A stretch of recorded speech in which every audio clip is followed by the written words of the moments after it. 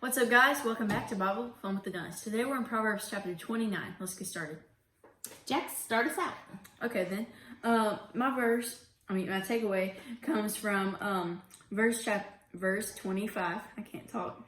And it says, "The fear of a man is a snare, but the one who trusts in the Lord is always protected."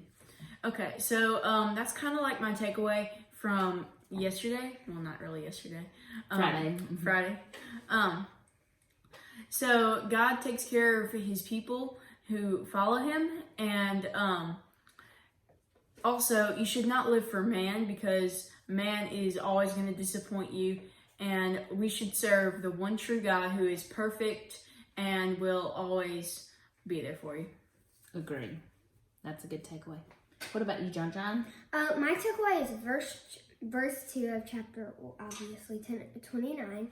And it says, when good people do well, everyone is happy. But when evil people rule, everybody groans.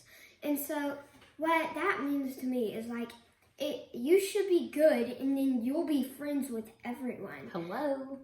And if you're evil, it says, then you're not gonna be friends with everyone, and they're gonna hate you. And people like good people, and people know who evil people are, and really they would rather be with the good people, right? Mm-hmm.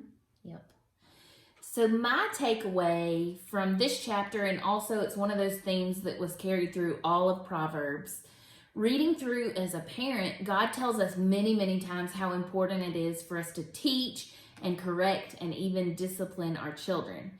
In this chapter alone, verse 15 says, "Punishment and correction make a child wise.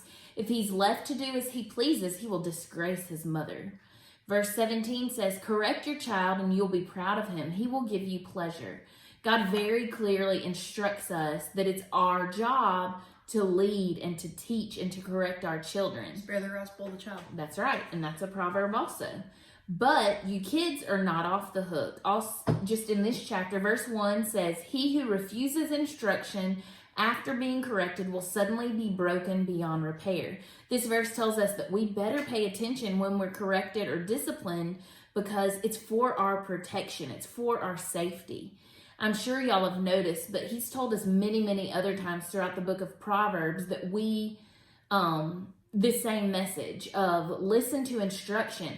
And what's important to remember is even your parents are children. We had parents, and we still have parents, exactly.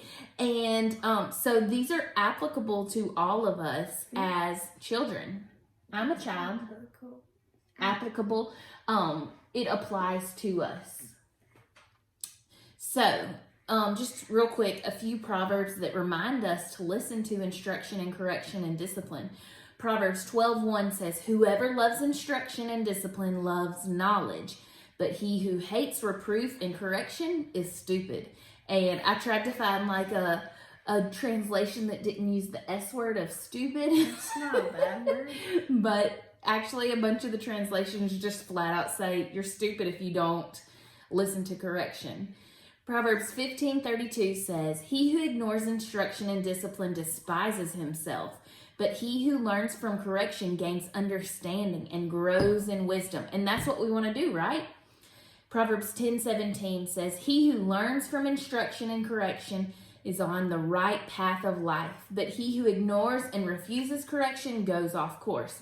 There is a reason God gives children parents, and God intentionally, on purpose, chose to give you to the parents and the family that he gave you.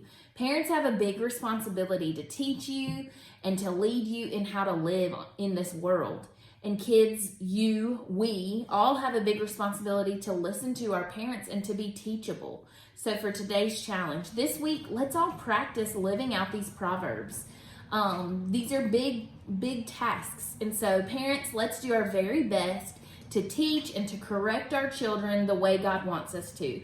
I know sometimes in the heat of the moment, or when I'm tired, or when I'm correcting the same thing 18,000 times, I do not correct and discipline necessarily the way God wants me to. And so that is something that I need to work on as a parent too. And then kids, which is also me, also parents, let's all do our best to listen to what our parents teach us and obey the things that they correct us in. So, not even necessarily if you have a new thing to work on, but I know you have lived under the leadership of your parents for quite a while. And so if they have led you and corrected you in the same things over and over again, try to think of those things and try to apply those things to your life.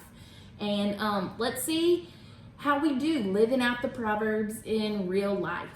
All right, friends, thanks for joining us today. We will see you guys tomorrow. Bye. Bye.